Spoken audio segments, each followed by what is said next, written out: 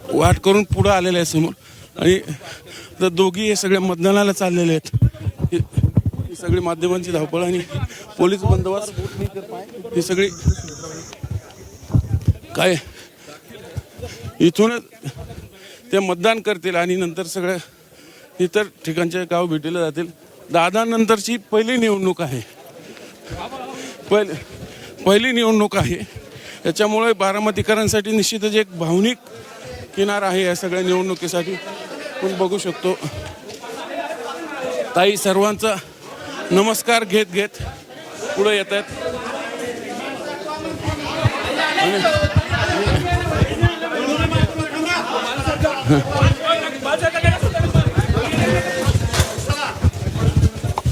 बघू शकतो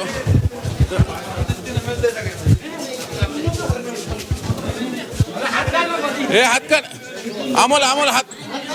आमोल जागा दे. तर बारामती पोटनिवडणुकीसाठी मतदान करण्यासाठी सुनेत्रा पवार आणि पार्थ पवार काटेवाडीतील जिल्हा परिषद शाळेतील या मतदान केंद्रावर पोहोचलेले आहेत. काही क्षणातच हे दोघंही आपला मतदानाचा हक्क बजावणार आहेत. अजित पवार यांच्या निधनानंतर बारामतीमध्ये ही पोटनिवडणूक लागलेली आहे. सुनेत्रा पवार यांच्यासह 23 उमेदवार हे निवडणुकीच्या रिंगणामध्ये आहेत. मात्र कोणताही मोठ्या राजकीय पक्षाचा उमेदवार यंदा या निवडणुकीमध्ये नाहीये. शरद पवारांच्या पक्षानं देखील सुनेत्रा पवार यांना पाठिंबा दिलेला आहे. महायुतीचाही संपूर्ण पाठिंबा सुनेत्रा पवारांसोबत आहे. ही दृश्य आपण पाहतोय काटेवाडीतल्या जिल्हा परिषद शाळेच्या मतदान केंद्रावरील ही दृश्य आहेत. काही क्षणातच सुनेत्रा पवार आणि पार्थ पवार आपला मतदानाचा हक्क बजावणार आहेत. सुरुवातीला हे दोघेही अजित पवार यांच्या स्मृतीस्थळी गेलेले होते आणि अजित पवार यांना अभिवादन केल्यानंतर हे दोघेही आता मतदान केंद्रावर पोहोचलेले आहेत. काही वेळातच ते आपला मतदानाचा हक्क बजावतील, मतदान करतील. 3,84,000 मतदार आज बारामतीमध्ये आपला मतदानाचा हक्क बजावणार आहे. जवळपास 478 मतदान केंद्रांवर मतदान पार पडत आहे. सुनेत्रा पवार यांनी आपला मतदानाचा हक्क बजावलेला आहे. हे दृश्य आपण मतदान केंद्रात आणि आता काही वेळातच त्या मतदानाची प्रक्रिया पार पाडतील. आपण दृश्यांमध्ये बघू शकतो सुनेत्रा पवार मतदान करतायत आणि त्यांच्यासोबत इतरही मतदार आहेत आणि मतदान झाल्यानंतर त्या माध्यमांशी बोलतील. त्यांच्यासाठी ते स्वतः मतदान करतायत हे सर्वात महत्त्वाचं. खरं तर यापूर्वी त्या अजितदादांसाठी मतदान करायचे, पण अचानक दादांचं अकाली निधन झाल्यामुळे याच बारामतीत कुजवावी तिथं विमान लँडिंग होताना एअरप्लेन क्रॅश झालं आणि अख्ख्या बारामती नाही तर अख्ख्या महाराष्ट्रावरती दुःखाचा डोंगर कोसळला. त्यानंतर अवघ्या 3 दिवसात सुनेत्रा पवार यांनी उपमुख्यमंत्रीपदाची शपथ घेतली आणि त्यानंतर ही पोटनिवडणूक लागली. खरं तर ही पोटनिवडणूक बिनविरोध होणं अपेक्षित होतं, पण काही अपक्ष मैदानात राहिले. काँग्रेसने माघार घेतली शेवटच्या दिवशी. त्यामुळे आता फक्त लीड किती हाच सर्वात महत्त्वाचा मुद्दा असणार आहे निवडणुकीसाठी. त्यामुळं ही सगळी गर्दी बघू शकतो आपण. आता मतदान पार पडलेलं आहे सुनेत्रा पवार यांचं आणि आता काही वेळातच ते इथं माध्यमांशी बोलतील. एकूणच पहिल्यांदा अजितदादानंतरची पहिली निवडणूक आहे आणि विशेष म्हणजे शरद पवार हे स्वतः हे आजारी असल्यामुळे ते आजच्या मतदान प्रक्रियेत भाग घेऊ शकले नाही. त्यांनी तशी फेसबुक पोस्ट दिलेली आहे आणि सगळी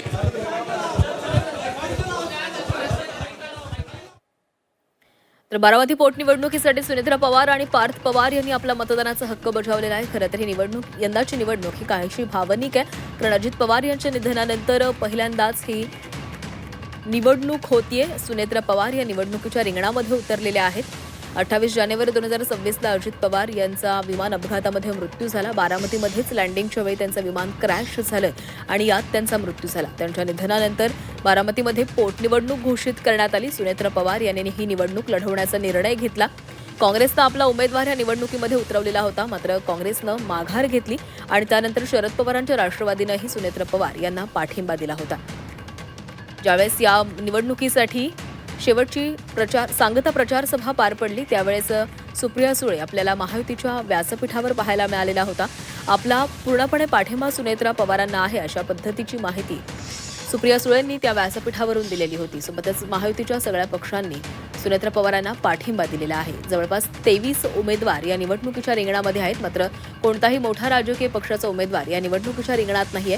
त्यामुळे किती मताधिक्यानं हा निकाल लागतोय, कशा पद्धतीनं हा निकाल लागतो याकडे संपूर्ण राज्याचं लक्ष असेल. आजची निवडणूक होत आहे. आताच मी आपल्या सगळ्यांच्या समक्ष मतदान केलेलं आहे. बारामतीची जनता गेली 6 दशक पवार कुटुंबियाच्या मागे आहेत. आदरणीय दादांच्या वरचं प्रेम, विश्वास, आधार आणि त्यांनी दिलेलं योगदान यासाठी बारामतीची जनता सकाळपासूनच सगळीकडे सगळ्याच ठिकाणी उत्साहानं म्हणत नाही मी, तर त्यांचं एक कर्तव्य म्हणून आज मतदानासाठी मोठ्या संख्येने बाहेर पडताना आपल्याला दिसत आहे. आणि बारामतीची जनता दादांचं आजचं हे देणारं मतदान हे दादांनी त्यांच्यासाठी इतकी वर्ष केलेल्या योगदानाची परतफेड म्हणून आणि श्रद्धांजली म्हणून ही सगळी लोकजण आज सगळ्या गावांमधनं मतदानासाठी मोठ्या संख्येनं बाहेर पडत आहेत.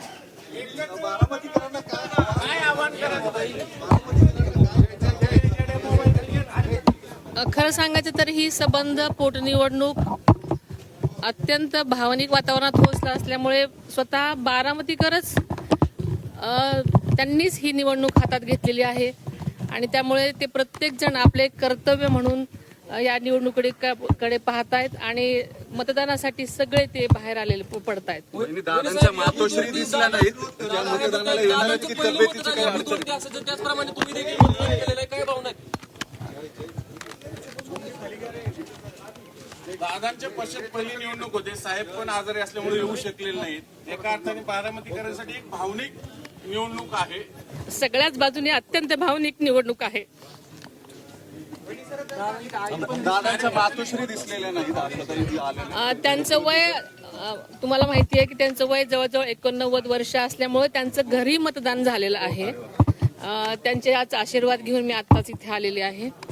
आणि दादांशिवाय कुठल्याही गोष्टी आपल्याला करण्याची सवय नाही, पण आज आपल्याला हे मानून चाललं पाहिजे की दादा आपल्यात नाहीत आणि सगळ्याच बारामतीकरांनी लक्षात घेतलेलं आहे आणि ते मतदानासाठी बाहेर पडतात. सुनेत्रा जी, हिंदी में बता दीजिए, आप बहुत भावुक हुई है.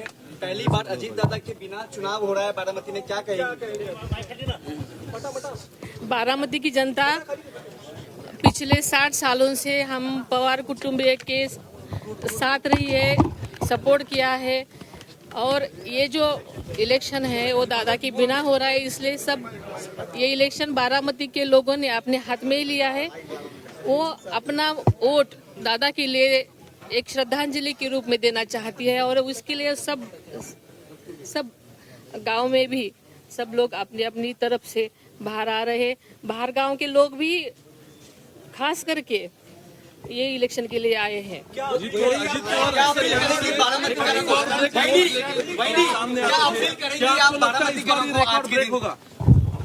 वैसे तो बारामती के लोगों ने हाथ में ये इलेक्शन लिया है, मैंने बोला है, लेकिन बारामती के लोगों को पता है कि दादा ने इतने साल उनके लिए जो किया है उनको वापस देने का एक ही आज का उनका दिन है और इसके लिए अपना वोट, ये कीमती वोट उनके लिए वो डालना चाहते हैं और इसके लिए वो बाहर आए हैं.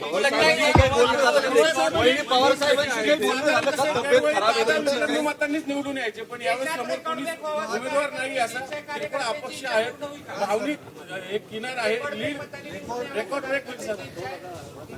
बारामतीकरांनी आजपर्यंत अनेक रेकॉर्ड ब्रेक केलेले आहेत. त्यामुळे बारामतीने ठरवलं तर प्रत्येक गोष्ट ते करू शकतात आणि त्यांनी मनावर घेतलंय. मी आता पहिल्यापासूनच सांगते. श्रद्धांजली असेल रेकॉर्ड ब्रेक. मोहिनी साहेबांशी काही बोलणं झालंय का? तब्येत खराब आहे तरी आदरणीय साहेबांची तब्येतीची मी विचारपूस केलेली आहे.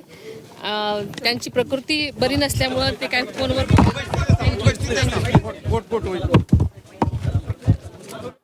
बारामतीची जनता ही पवार कुटुंबियाच्या पाठीशी आहे.